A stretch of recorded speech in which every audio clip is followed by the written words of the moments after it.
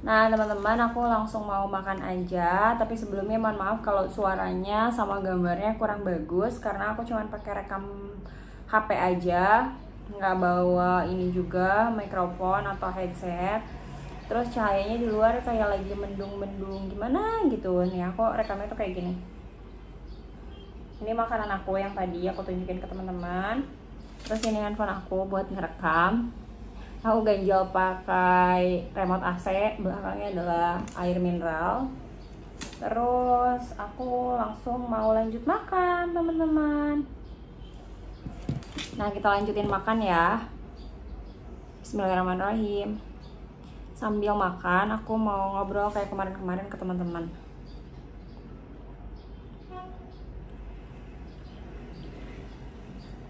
Teman-teman pasti hafal, aku tuh selalu bawa pisang.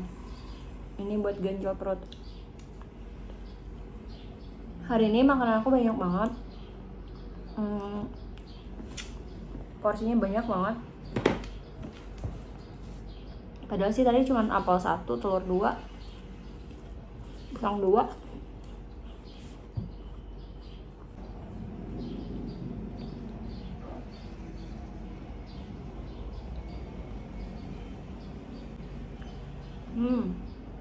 Nanasnya seger banget. Cenderung manis, cenderung asam. Kemarin aku beli nanas di Superindo 2. Dan ini baru dipotong tadi pagi. Ini aku makan telurnya biar seger nantinya.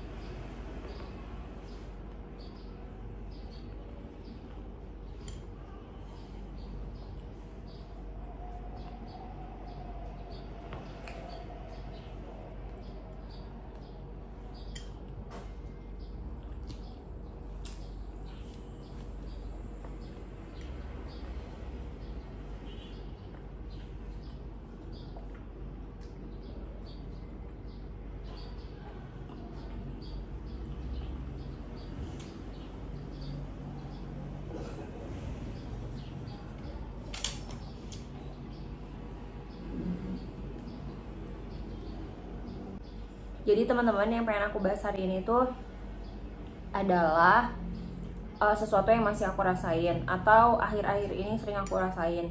Kan kalau misalnya nyeri haidnya itu udah lumayan banget berangsur berkurang. Tapi kalau misalnya saat ini gangguan yang aku rasain itu suka ngerasa nyeri atau nggak nyaman saat masa subur. Jadi ngerasa kayak perutnya tuh ya nggak nyaman aja. Mungkin karena aku juga cenderung orang yang perasa banget kalau ada sesuatu yang yang nggak biasa sama perut aku akan langsung ngeh gitu, ada yang nggak beres, dan itu biasanya terjadi di saat masa subur. Jadi ya memang pada akhir-akhir ini tuh teman-teman, aku sering banget ngerasain ketidaknyamanan di perut saat masa subur. Jadi pas masa subur tuh perutnya kayak kram-kram gitu. Terus pokoknya nggak nyaman aja teman-teman. Bukan nyeri yang nyeri banget, nyeri hebat kayak haid dulu ya, bukan sih. Cuman ya memang itu kayak membuat nggak nyaman aja. Tapi nyeri pada bagian perut bawah saat masa subur itu disebabkan biasanya karena memang proses yang dinamakan ovulasi. Ovulasi itu merupakan proses ketika sel telur yang dikeluarkan dari folikel yang sudah matang ke tuba untuk dibuahi oleh sperma gitu. Jadi ya tandanya nyeri perut di bagian bawah. Tanda yang lain adalah keluarnya sekret atau cairan yang seperti putih telur yang kalau diginiin tuh kayak elastis. Terus suhu basalnya meningkat kayak gitu-gitu, kayak ngerasa badannya tuh kayak greges gitu teman-teman, dan itu masih dianggap normal. Cuman kalau aku sendiri kayak ngerasa kurang nyaman pada saat itu, cuma ya diterima aja. Balik lagi kata aku tadi, anggap aja itu alarm untuk kita sadar kalau itu tuh masa subur kita teman-teman.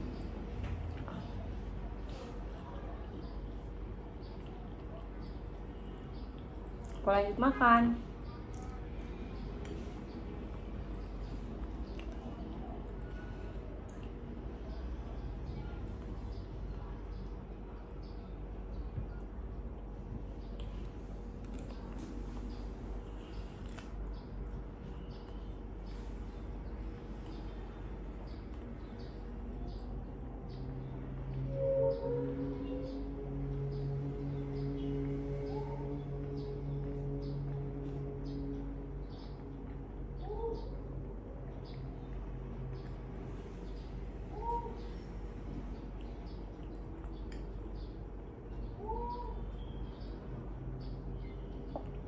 Kenapa aku makan telur dibarengin dengan buah?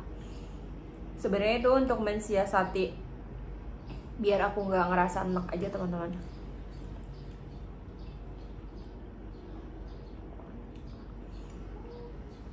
Karena yang di video kemarin aku bilang, saat ini kan kerjaan aku banyak banget, dan itu mungkin menyebabkan stres yang tinggi, sehingga perut aku sekarang sering ngerasa mual. Jadi kalau aku paksain makan sesuatu yang respon tubuhnya mungkin kayak tadi telur, kalau nggak dibarengin buah tuh jadi enak teman-teman.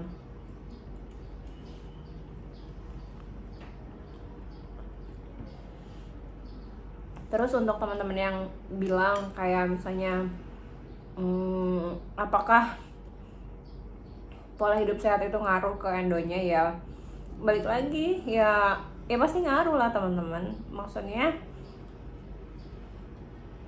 pola hidup sehat ya pasti akan berdampak untuk tubuh kita gitu. Tapi kalau misalnya teman-teman baru nyoba seminggu terus mengharapkan hasil yang amazing gitu, kayaknya itu sih nggak mungkin ya. Kita hidup misalnya kayak aku udah 30 tahun lebih, seminggu merubah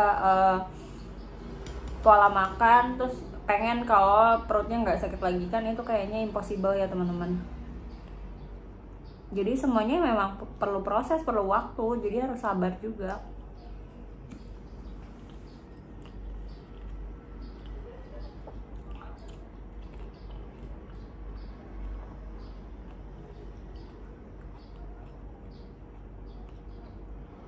Nggak ada yang instan teman-teman, jadi ya memang harus sabar. Aku sendiri pun ya masih ngerasain kalau emang endo dan adeno itu ada di dalam tubuh aku, terutama si adenomiosisnya itu kan masih berasa banget teman-teman. Jadi menurut prof yang aku suka ikutin, itu adenomiosis itu emang jauh lebih nyeri daripada si endometriosis. Makanya untuk teman-teman yang ngerasa sakitnya tuh berlebihan banget, tapi saat ini cuma taunya ada endometriosis, coba dicek lagi, barangkali memang ada adenomiosisnya. Karena terkadang adenomiosis ini kayak terabaikan, mungkin karena nggak semua alat, maksudnya banyak teman-teman yang katanya di daerah, yaitu keterbatasan untuk mendiagnosis, mungkin alat pendukung untuk diagnosanya itu agak susah teman-teman.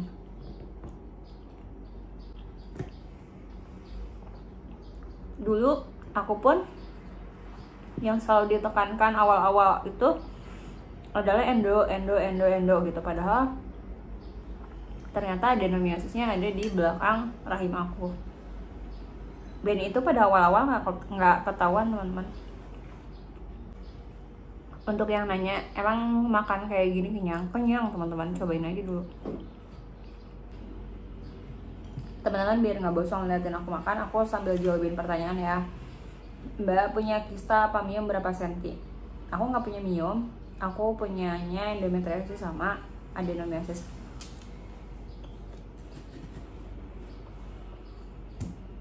Endometriosisnya tinggal bercak, adenomiosisnya 3 cm.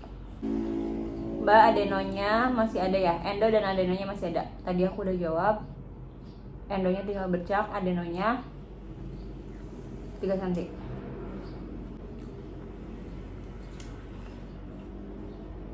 Bukan cuma Mbak aja yang mengalami, saya juga kista sebesar 3 cm.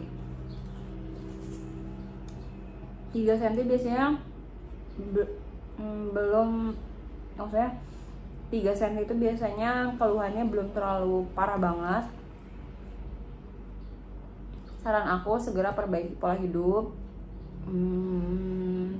Kalau mau operasi pikirin lagi, karena operasi itu gak seindah hayalan kita yang merasa akan sembuh setelah operasi. Aku emang udah disuspek ada endo. Aku kalau haid kram perut sampai nangis gak berdaya. Ini aku nemu video kamu pas lagi hopeless banget. Gak tahu harus pakai obat apa, spasminal pun gak mempan, minyak-minyakan gak mempan, rasanya masih kurang. Kalau misalnya memang ngerasa, menurut aku kalau misalnya emang udah gak ada yang mempan, balik lagi, kalau misalnya masih berniat punya anak ya berarti tetap lanjutkan terapi anti nyerinya, karena itu tidak menghambat menstruasi. Bisa pakai supositoria kalau misalnya memang mau, tapi kalau misalnya udah punya anak ya terapi hormon aja teman-teman. Persis kayak saya, sudah 4 tahun tidak mempan pakai obat oral. Yang mempan cuma Caltrofen saja. Nah iya, sama kayak aku dulu. Kalau obat-obatan oral itu rasanya bagi aku udah nggak mempan. Jadi aku pakainya yang lewat anus, maaf.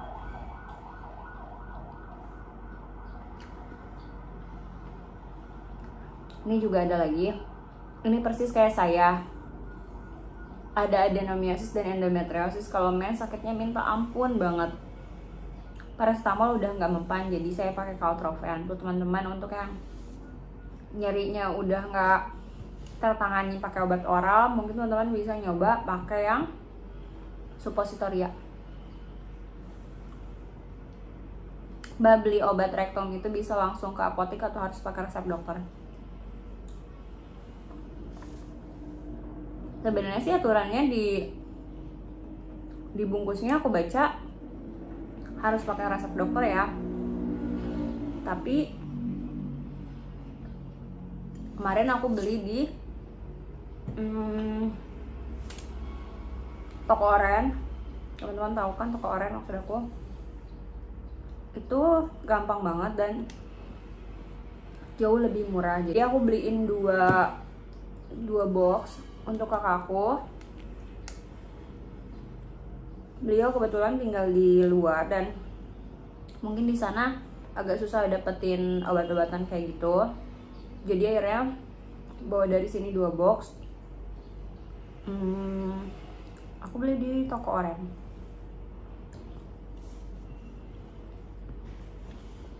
Kakakku punya keluhan yang sama persis kayak aku, nyeri banget. Dia anaknya 2, kegugurannya 2 kali. Dan yang terakhir itu kemarin bareng sama aku.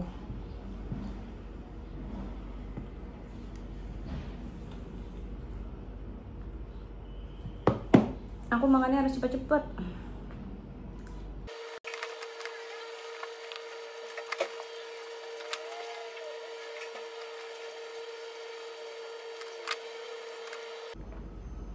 Ini asam.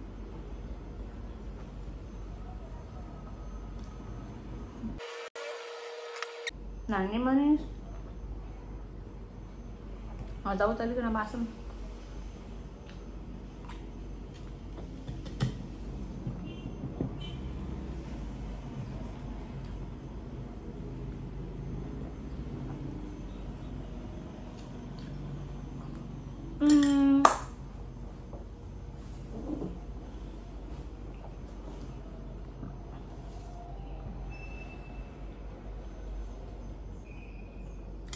Habis. Nah teman-teman, karena makanan udah habis, segitu dulu video dari aku hari ini. Aku mau sholat dulu. Wassalamualaikum warahmatullahi wabarakatuh.